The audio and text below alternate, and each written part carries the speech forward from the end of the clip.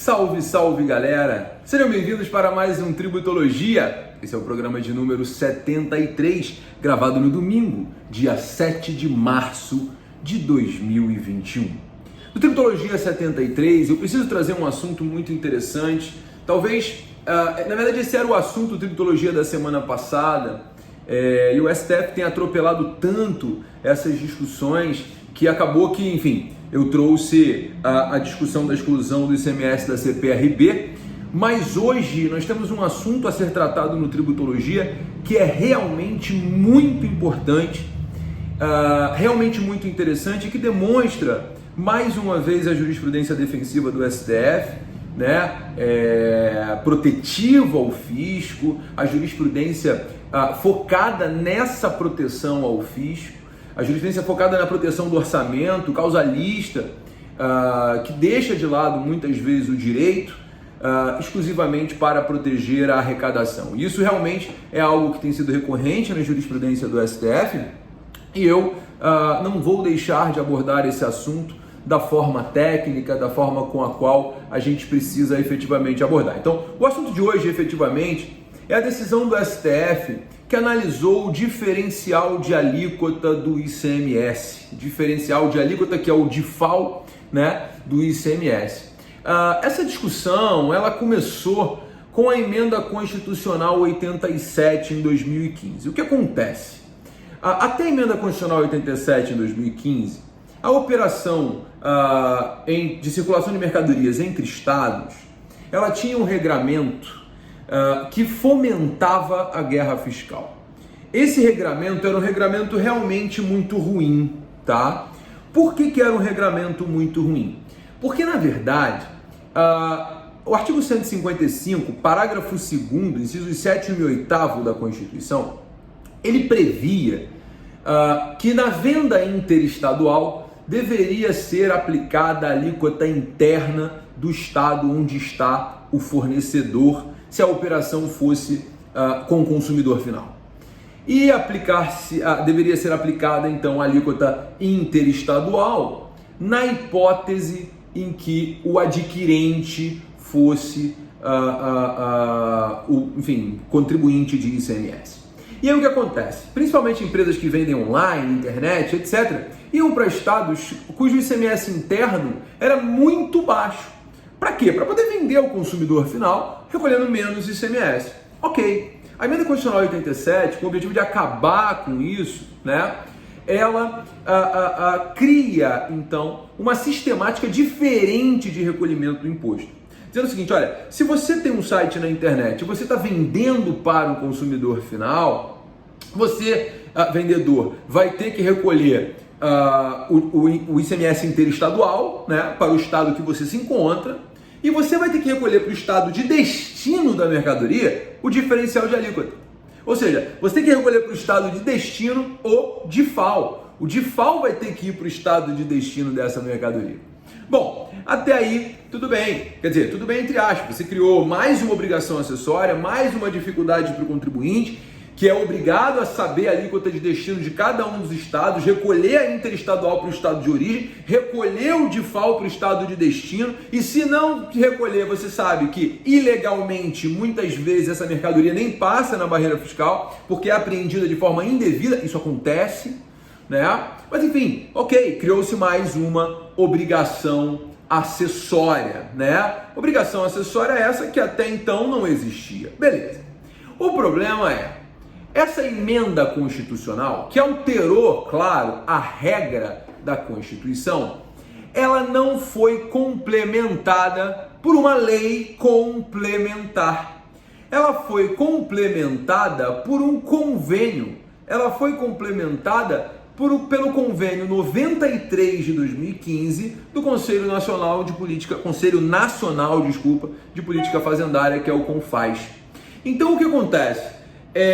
A Constituição é emendada e a Constituição é complementada não por uma lei complementar, mas por um convênio. Então, foi promovido o recurso extraordinário 128.7019, 128.7019, que foi interposto por Madeira Comércio Eletrônico S.A., contra a decisão do Tribunal de Justiça do Distrito Federal, que entendeu que não haveria necessidade de reserva de lei complementar para tratar do DIFAL, porque a Constituição já haveria tratado de forma completa, de forma suficiente sobre o assunto, né?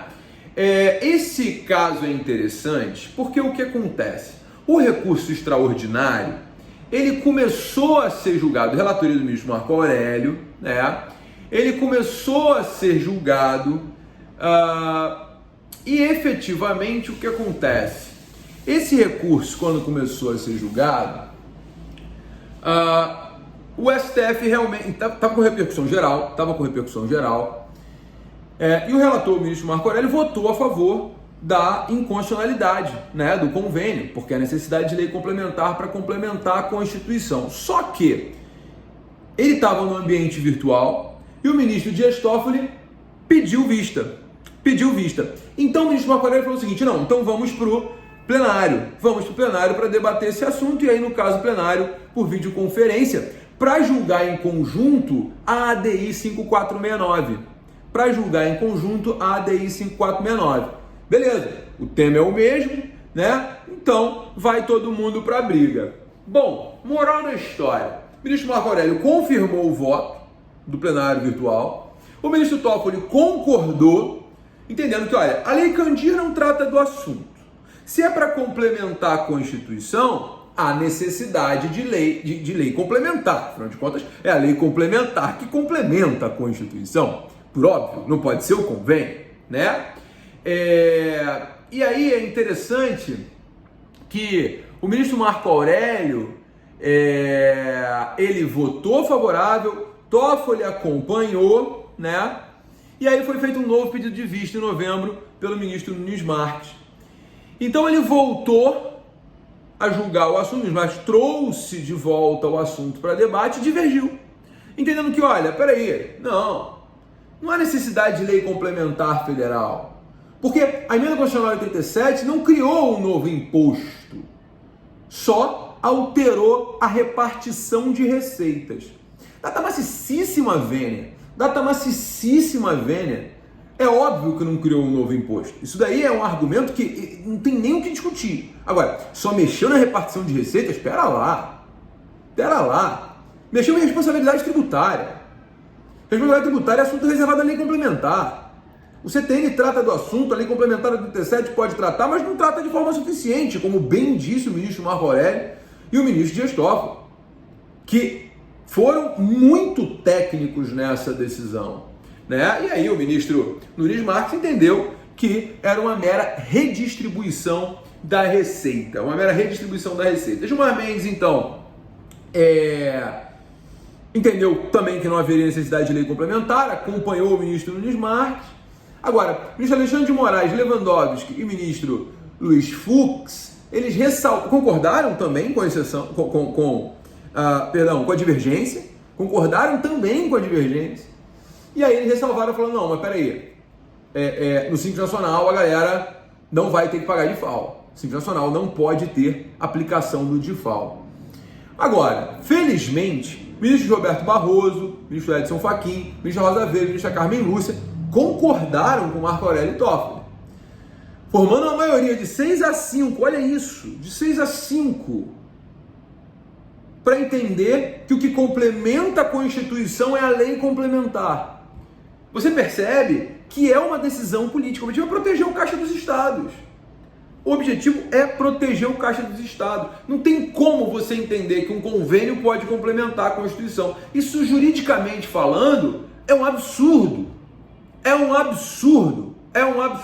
Então, o STF, por maioria, fixou a seguinte tese: a cobrança do diferencial de alíquota alusiva ao ICMS, conforme introduzido pela Emenda Constitucional 87 de 2015, pressupõe a edição de lei complementar veiculando normas gerais.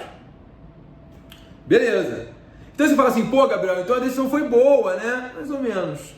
Por que mais ou menos? Na verdade, não foi boa. Foi uma porcaria a decisão. Sabe por quê? Porque os ministros do STF decidiram modular os efeitos. Ah, Gabriel, mas isso é segurança jurídica, né? Você vai me dizer. Segurança jurídica? Segurança jurídica para quem? Para o Estado, né? Porque para o contribuinte não tem nenhuma.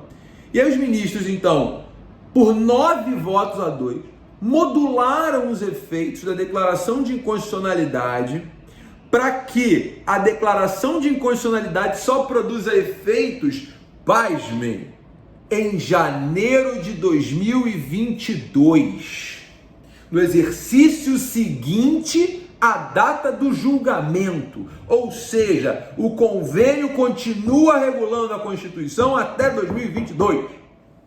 Aí você vai me falar, é o STF protetor da Constituição ou o STF protetor do fisco? Porque realmente eu não consigo entender uma modulação de efeitos dessa.